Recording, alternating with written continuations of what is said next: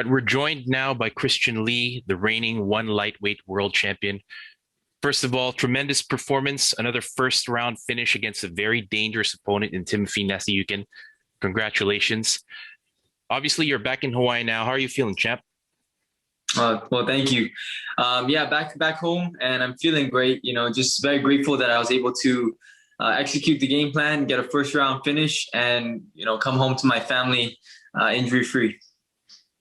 What did the family say when you came back home? What did they talk about of your performance? Oh, they're very happy, very excited. But no one, because of the fact that it was pre-recorded, nobody was able to watch the fight. So actually, my whole family, myself, my wife, we haven't seen the footage yet. But everyone's coming over to my house today, and we're gonna play the fights.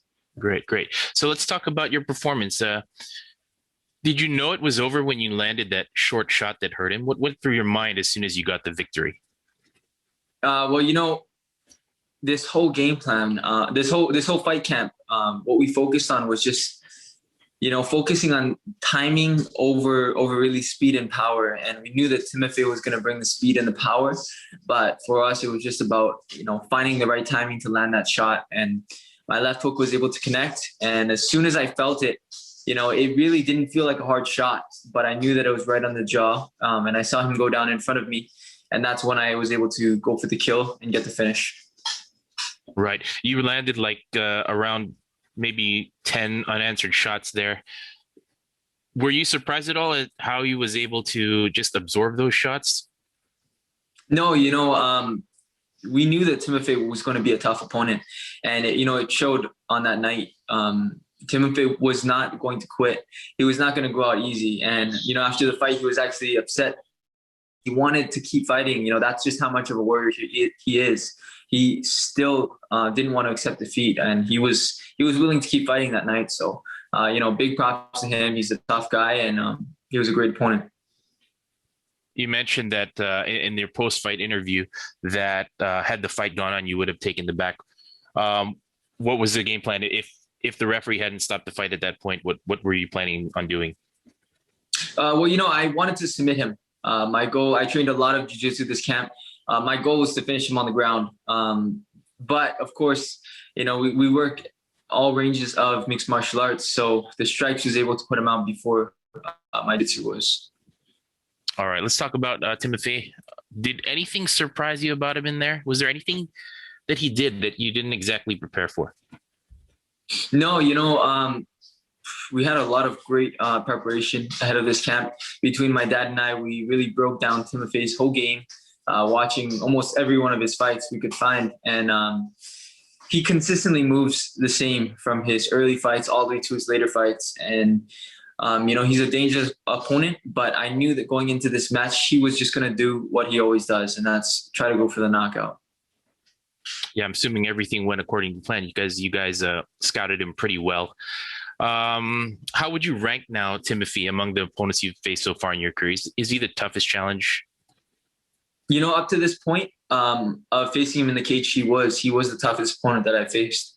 I faced many great opponents, Shinya Aoki, Dagi, both very tough opponents. But I would say Timofey was one of the most dangerous opponents I've faced yet. And I'm just very glad that all of my hard work and training was able to lead to, such a great first round finish.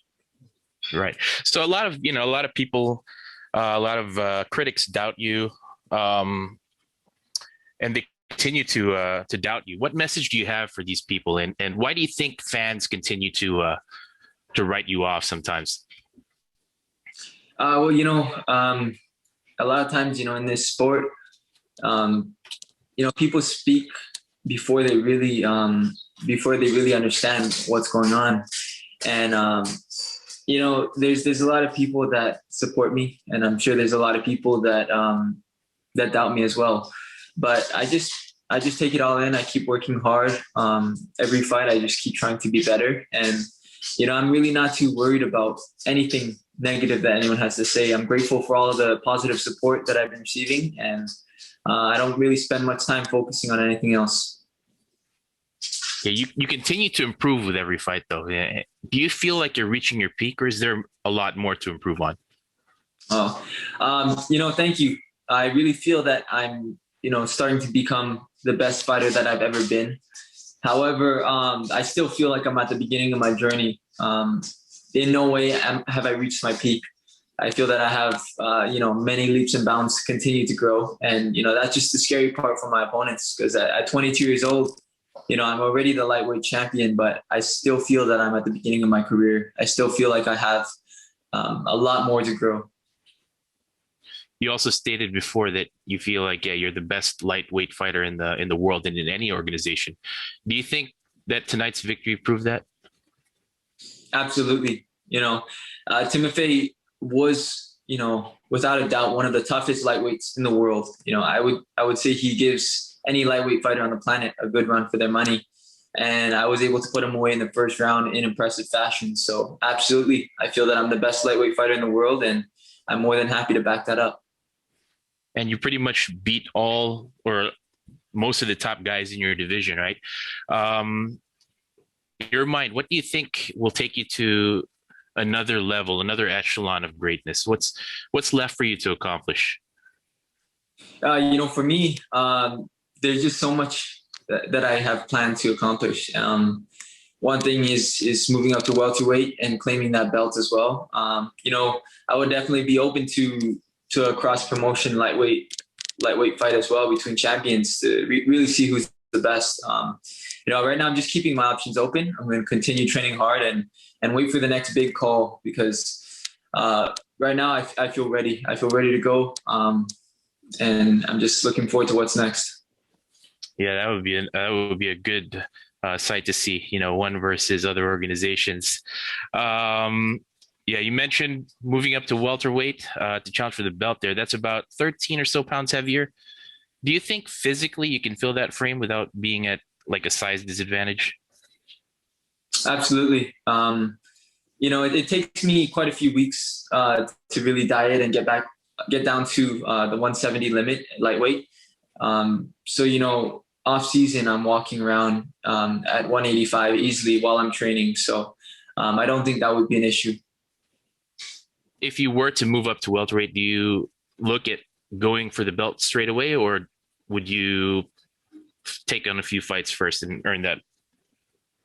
Well, absolutely, I would be looking to go straight for the belt. Lightweight is the toughest division in one championship, and I would say across the world, it's worldwide, it's the most stacked division out there, and I've cleared out my whole division. So really, I don't feel like there's anything left for me to prove in lightweight. Although I will continue defending my belt.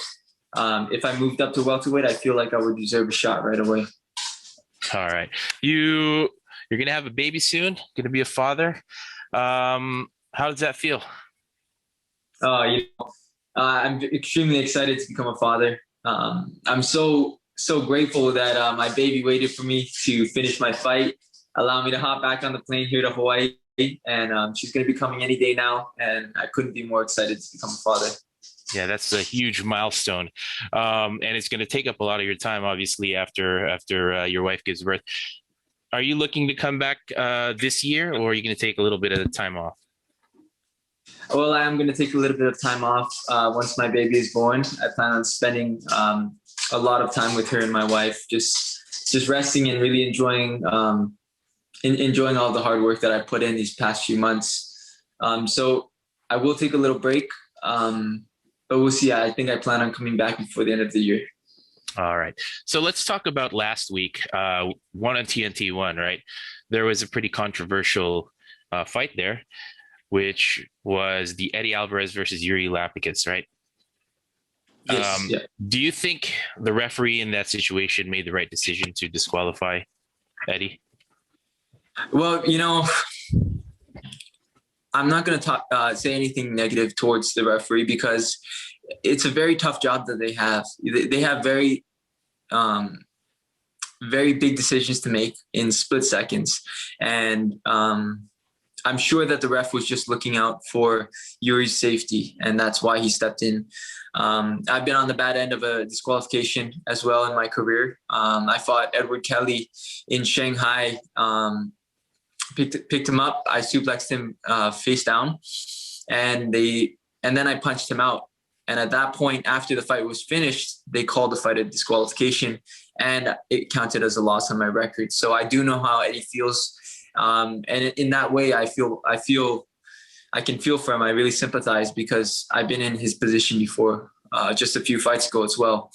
So I know what it's like for Eddie. And then in terms of Yuri, I heard that he was, very badly injured. He had to be taken out on a stretcher that night. So I just wish him the best. And it's unfortunate how the fight went. I know there was a lot of hype behind that one, but hopefully Yuri recovers well, and I'll be looking forward to their rematch.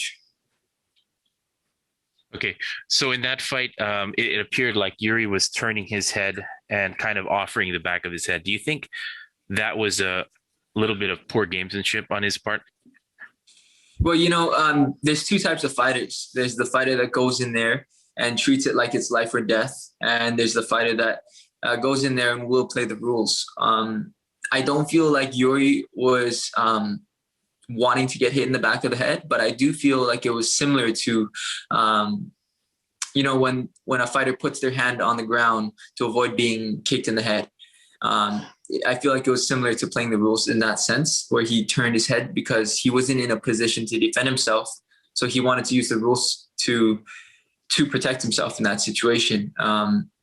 And Eddie didn't see that his head was turned like that. So when he hit him, Yuri ended up getting hit in the back of the head. So, okay. I can see why Yuri turned his head, but at the same time, he wasn't intelligently defending himself. Right. So in that situation, Eddie had the legs triangled. He was in a pretty dominant position. What do you think Eddie should have done in that situation instead of, doing what he did? Well, Eddie had him in a great position. He had the legs figured forward. He had his butt on the cage. I think that Eddie could have easily just, brought him straight to his back, sucked him out, and then worked his ground and pound from there with his face in front of him, without having to worry about illegal blows to the back of the head. So I'm sure that the next time around, Eddie will change his game plan to that. Okay, so we talked about you finishing or basically taking care of the top 4 fighters in your division, and you're literally lining them up one by one. Who do you feel is the next person who deserves a shot at your one lightweight world title? Well, the thing is right now, there's no one next in line. I did go down the line. I knocked off number 1, 2, 3, and 4 of the top 5 contenders in my division. So right now there's no one. But that doesn't mean I'm going to be sitting happy. I will be continuing to train hard, and it's just a matter of time. It could take one fight before a contender really just proves himself to stand out above the crowd. So I'll be keeping my eye on the lightweight division, and I'll also be keeping my options open for other big fights that we can line up. Eddie Alvarez is still really intent on earning a title shot. Is Eddie still somebody you want to fight? Do you feel like he's someone that you need to fight? I don't feel like I need to fight Eddie. I'm very happy with where I'm at in my position in one championship right now. The guy that I just knocked out in one round knocked out Eddie in one round. So, if the fight never happens, we know how that would have went down. But I do feel that Eddie and I will line up in the near future. Really, all he's got to do is get past Yuri in impressive fashion, and the title shot is basically his. The promotion knows it. Everybody knows it. That's all Eddie's really got to do. So I wish him the best in his training camp, and we could very well be lining up in the near future. All right. More to come on TNT 3 next week. Thank you for your time, champ. All right. Thanks, man. Take care.